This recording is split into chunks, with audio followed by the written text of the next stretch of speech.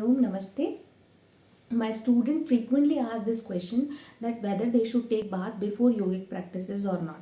Okay, so as per the text, they emphasize so much on cleaning practices, that is called kriya.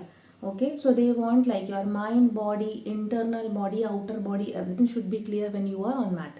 Okay, ready for the practices. So yogic practices is not a merely exercise that you are doing on outer body. Okay, this is a science. Okay, and you are working on mind, body and soul.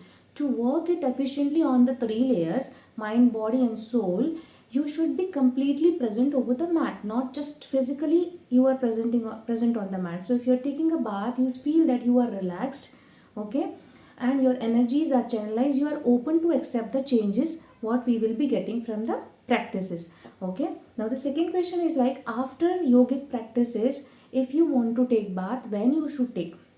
Okay, so it is recommended that you should keep a gap of minimum 30 minutes to 1 hour, so that your body gets sufficient time to cool down, okay, to get the benefit of the practices we did just now. Okay, hope this information helps you. Thank you so much. If you still have any doubt, please do comment. I will try to answer your queries. Thank you so much. Namaste.